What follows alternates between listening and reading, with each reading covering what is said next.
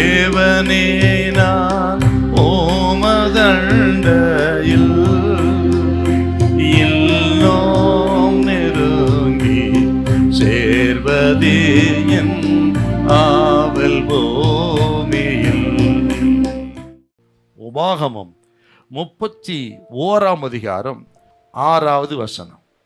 நீங்கள் பலங்கொண்டு திடமனதா இருங்கள். நீங்கள் பலங்கொண்டு திடமனதா இருங்கள். அவர்களுக்கு பயப்படவும் அவர்களுக்கு அந்த கானானியருக்கு, ஏவியர், எபூசியர், எமோரியர் என்று சொல்லப்படுகிற அந்த கானானியருக்கு நீங்கள் பயப்படவும் திகைக்கவும் வேண்டாம். உன் தேவனாகிய கர்த்தர் தாமே உன்னோட கூட வருகிறார். உன் தேவனாகிய கர்த்தர் தாமே உன்னோடு கூட வருகிறார். அவர் உன்னை விட்டு விலகுவதும் இல்லை. அவர் உன்னை விட்டு விலகுவதும் இல்லை. உன்னை கைவிடுவதும் இல்லை. கைவிடுவதும் இல்லை. மோசேயுடைய 120வது வயது இப்போ இது சொல்லும் போது அவருடைய அந்திம காலம். அவர் மரிப்பதற்கு சற்று முன்பு தான் இந்த வார்த்தை சொல்றாருங்க.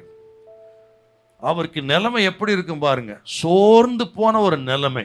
ஏன்னு கேட்டீங்கன்னா 40 வருஷம் கானான் தேசத்துக்குள்ள பிரவேசிக்க வேண்டும் என்ற ஆசையோடு வந்தார். ஜனத்தை நடத்தி கொண்டு வந்தார். எத்தனையோ கஷ்ட நஷ்டங்கள் எல்லாவற்றையும் மத்தியிலும் 40 வருஷம் நடத்தி கொண்டு வந்தார் அந்த ஆசையில.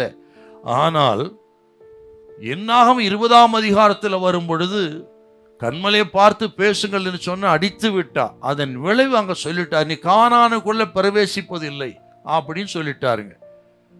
அது நிமித்தம் இருதயத்துல அவர் உடைக்கப்பட்டு நொறுங்கி போய் தன்னுடைய அந்திம காலத்துல சோர்வுற்று இருந்த நிலைமையில இப்ப சொல்றார், தான் சோர்ந்து போயிருந்தாலும் தன்னுடைய வேண்டுதல் கேட்கப்படாமல் போனாலும் பக்தன் தமது ஜனத்தை ஆற்றி தேற்றார் பாருங்க. அதுதாங்க நல்ல தலைவனுக்கு அடையாளம்.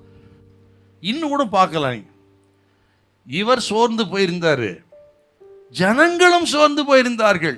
ஏன்னு கேட்டீங்கன்னா இந்த கானான் தேசத்தை சுதந்திரிக்க வேண்டும். 7 ஜாதிகள் இருக்கிறார்கள், அவர்களோடு யுத்தம் பண்ணி ஜெயிக்கணும். யோசுவா புதிய தலைவர், தலைமைத்துவத்தில் அனுபவம் இல்லை. ஆகவே இனி என்னாகுமோ என்ற கவலை.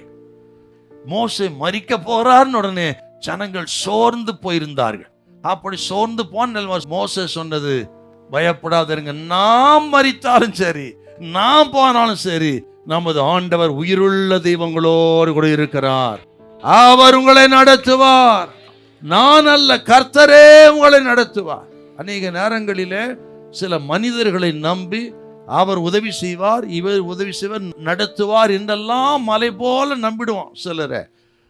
ஆனால் அவர்கள் கடைசி வரையில் அப்படி உதவி செய்ய மாட்டாங்க. ஆனால் கடைசி வரை நமக்கு உதவி செய்து நடத்தக்கூடிய ஒரே வல்ல தெய்வம் நமது ஆண்டவர் இயேசுதான். கர்த்தர் சொல்ற, மனிதனை நம்பி ஏமாந்து இருக்கலாம், இன்னைக்கு மனிதனை நம்பி கைவிடப்பட்டிருக்கலாம். கர்த்தர் சொல்ற, இன்னைக்கு மோசே போனாலும் யோசுவா போனாலும் நம்ம விட்டு போகாத ஆண்டவர் இயேசு நம்மோடு கூட இருக்கிறார். ஹல்லேலூயா, ஹல்லேலூயா.